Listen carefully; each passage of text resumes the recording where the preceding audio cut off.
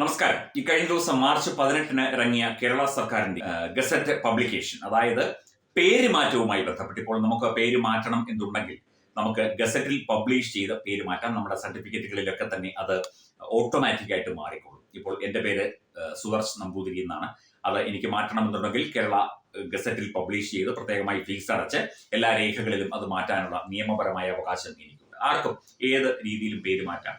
ഇനി മതപരമായ രീതിയിൽ പേര് മാറ്റാം, ജാതീയമായ രീതിയിൽ പേര് മാറ്റാം, അതല്ലെങ്കിൽ ഏത് പേര് വേണമെങ്കിലും സ്വീകരിക്കാം. ഇനി പേരില്ലാത്ത വ്യക്തി, നെയിംലെസ് എന്ന് വേണമെങ്കിലും നമുക്കിടാം, കുഴപ്പമൊന്നുമില്ല. അതിനൊക്കെ നിയമപരമായ പരിരക്ഷയുണ്ട്. ഈ ഗസറ്റിലൂടെ പോയപ്പോൾ സാധാരണ ഒരുപാട് പേർ ഭർത്താവിന്റെ പേര് ഒപ്പം ചേർത്തിട്ടുണ്ട്. അതുപോലെ തന്നെ പിതാവിന്റെ പേര് മാറ്റി ഭർത്താവിന്റെ പേരാക്കിയിട്ടുണ്ട്. അതുപോലെ ഇനിഷ്യൽ മാറ്റി വീട്ടുപേരാക്കിയിട്ടുണ്ട്. അങ്ങനെ നിരവധി പേരുകൾ ഈ ഗസറ്റിലൂടെ പോയപ്പോൾ ഏതാണ്ട് 176 പേജുള്ള ഒരു ഗസറ്റ് പബ്ലിക്കേഷനാണ്. ഗസറ്റിന്റെ വിശദാംശങ്ങൾ ഞങ്ങൾക്ക് ദൃശ്യങ്ങളായി കാണിക്കാൻ പറ്റാത്തത് കൊണ്ടാണ്. കാരണം കേരള സർക്കാരിന്റെ ഗസറ്റാണ്. അതിന് നിയമപരമായ ഒരു പരിരക്ഷയുണ്ട്, അല്ലെങ്കിൽ നിയമപരമായ ഒരു തടസ്സമുണ്ട് അത് കാണിക്കുന്നതിൽ. ഈ ഗസറ്റിലൂടെ പോയപ്പോൾ നിരവധി ഹിന്ദു ക്രിസ്ത്യൻ വ്യക്തികൾ മുസ്ലിം പേര് സ്വീകരിച്ചിരിക്കുന്നതായി കണ്ടു. ഹിന്ദു വ്യക്തികൾ ക്രിസ്ത്യൻ പേര് സ്വീകരിച്ചിരിക്കുന്നതായും കണ്ടു. ധാരാളമായി കണ്ടു. എണ്ണമൊന്നും പറയുന്നില്ല, ധാരാളം പേർ അങ്ങനെ സ്വീകരിച്ചിരിക്കുന്നതായി കണ്ടു. സാധാരണ പെരുമാറ്റവും ഉണ്ട് അതിനകത്ത് കേട്ടോ. അപ്പം ഇവിടെ വ്യാപകമായി മതപരിവർത്തനം നടക്കുന്നുണ്ട് എന്നുള്ളതല്ലേ ഇതിൽ നിന്ന് മനസ്സിലാകുന്നത്.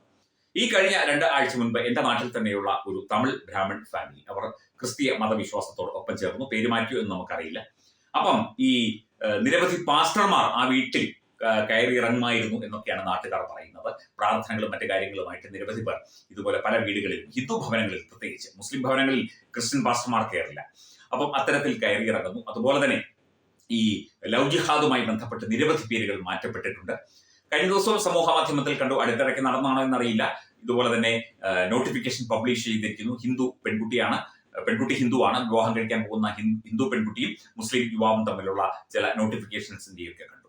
അപ്പം ഇവിടെ ഇത്തരത്തിൽ കൺവേർഷൻസ് നടക്കുമ്പോൾ, ഇഷ്ടം കൊണ്ട് കൺവേർട്ട് ചെയ്യുകയാണെങ്കിൽ തീർച്ചയായിട്ടും അതിനൊക്കെ നിയമപരമായ പരിരക്ഷയുണ്ട്. പക്ഷേ നിർബന്ധിത മതപരിവർത്തനം, അതുപോലെ തന്നെ പാരിതോഷികങ്ങൾ നൽകിക്കൊണ്ട്, സ്ഥാനമാനങ്ങൾ നൽകിക്കൊണ്ട്, പണം നൽകിക്കൊണ്ട്, മറ്റു പല വാഗ്ദാനങ്ങളും നൽകിക്കൊണ്ട്, മോഹന വാഗ്ദാനങ്ങളും നൽകിക്കൊണ്ട് ഇത്തരത്തിൽ ഇങ്ങനെ മാറ്റുന്ന രീതി ശരിയാണോ എന്നുള്ള കാര്യം ഒന്ന് പരിശോധിക്കപ്പെടേണ്ടതാണ്. ഇവിടുത്തെ ഹൈന്ദവ സമുദായ സംഘടനകളും ക്രിസ്ത്യൻ സമുദായ സംഘടനകളും എല്ലാവരും, ഇനിയിപ്പം മുസ്ലിമിൽ നിന്ന് ഹിന്ദുവിലേക്ക് മാറുകയാണെങ്കിലും ഈ രീതിയിൽ തന്നെ അത് പരിശോധിക്കപ്പെടണം എന്നേ നമ്മൾ പറയൂ. കാരണം മതം എന്ന് പറയുന്നത് ശരിക്കും ഏത് മതം സ്വീകരിക്കാനും, ഏത് മതത്തിൽ വിശ്വസിക്കാനും, ഏത് മതത്തിൽ പ്രാർത്ഥന നടത്താനും ഒക്കെ തന്നെയുള്ള അവകാശമുണ്ട്. പക്ഷേ ഈ മതപരമായ ചില അംഗീകാരങ്ങളും ചില ഔദാര്യങ്ങളും ആനുകൂല്യങ്ങളും ഒക്കെ പലർക്കും കിട്ടും. അതിനുവേണ്ടി മതം മാറ്റം നടത്തുന്നവരുണ്ട്, മതം മാറുന്നവരുണ്ട്.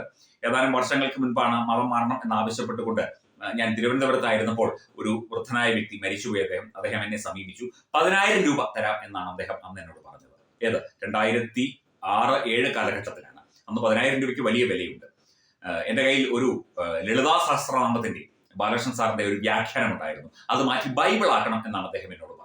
വയസ്സായ മനുഷ്യനാണ്, സെക്രട്ടറിയിൽ നിന്നും റിട്ടയർഡ് ആയ ഒരു ഉദ്യോഗസ്ഥൻ കൂടിയാണ് അദ്ദേഹം. മരിച്ചു, പ്രായമായി മരിച്ചു. അപ്പം അത്തരത്തിലുള്ള പണം കൊടുത്തു, പാരിതോഷികങ്ങൾ നൽകിയും സ്ഥാനമാനങ്ങൾ നൽകിയും, മക്കൾക്ക് ജോലി നൽകിയും, മക്കളെ വിദേശത്ത് കൊണ്ടുപോകും എന്നൊക്കെ പറഞ്ഞ് പലതരത്തിലുള്ള കൺവേർഷനുകൾ, മതപരിവർത്തനങ്ങൾ ഇവിടെ നടക്കുന്നുണ്ട് എന്നുള്ള സൂചനകൾ ഉണ്ട്.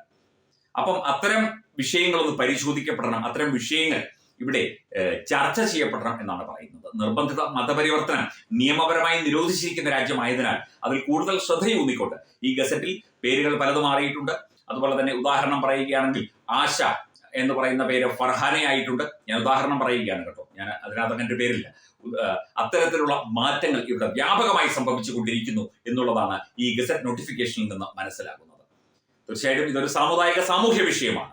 ഇതൊരു സർക്കാർ തലത്തിലുള്ള വിഷയമല്ല. കാരണം സർക്കാരിനെ ബാധിക്കുന്ന ഒരു വിഷയമല്ല. പിന്നെ ആനുകൂല്യങ്ങളും മറ്റു കാര്യങ്ങളും വരുമ്പോൾ, ന്യൂനപക്ഷങ്ങളുടെ ആനുകൂല്യങ്ങൾ നേടിയെടുക്കുന്നതിനായിട്ട് ഇത്തരം മാറുന്ന കാര്യങ്ങളൊക്കെ വരുമ്പോൾ സർക്കാർ സംവിധാനങ്ങളും അതിൽ പെടും. പക്ഷേ ഇതൊരു സാമൂഹ്യ വിഷയമാണ്. ഇതൊന്ന് പരിശോധിക്കപ്പെടേണ്ടതാണ്. ഇതേക്കുറിച്ച് സമുദായ സംഘടനകളൊക്കെ തന്നെ ചിന്തിക്കേണ്ടതാണ്. ഇത്തരത്തിൽ വ്യാപകമായ കൺവേർഷനുകൾ നടക്കുന്നുണ്ടോ, മതപരിവർത്തനം നടക്കുന്നുണ്ടോ, ഉണ്ടെങ്കിൽ അതിന് കാരണം എന്താണ്, ഏത് രീതിയിലുള്ള പ്രവർത്തനമാണ് ഇത്തരം മതപരിവർത്തകന്മാർ നടത്തുന്നത് ഹിന്ദു മതത്തിൽ നിന്ന് മറ്റു മതങ്ങളിലേക്ക് മാറ്റാനുള്ള പ്രവൃത്തിയുടെ രീതി എന്താണ്? അത് ശ്ലാഘനീയമായ രീതിയാണോ, അംഗീകൃത രീതിയാണോ, നിർബന്ധിത രീതിയാണോ, ഏത് രീതിയാണ് എന്നുകൂടി ഒന്ന് പരിശോധിക്കപ്പെടണം. അതിനെക്കുറിച്ച് ഒന്ന് ചർച്ച ചെയ്യേണ്ടത് ആവശ്യമാണെന്ന് തോന്നി ഈ ഗസറ്റ് നോട്ടിഫിക്കേഷനും ഇതിന്റെ വിശദാംശങ്ങളും കണ്ടപ്പോൾ.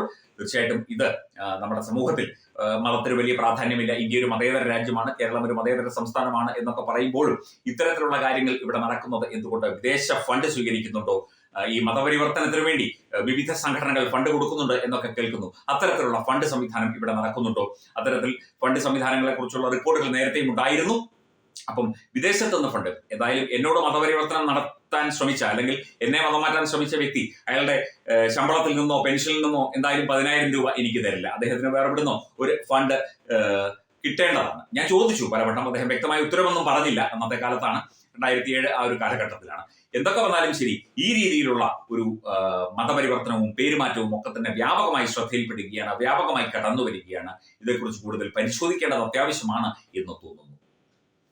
Branding partner Edubix online executive education, focus physiotherapy centre Pattom, Unnat engineering Gujarat, തീർത്ഥയാത്ര.com, അയൺ ബിൽഡ് ഗുജറാത്ത്.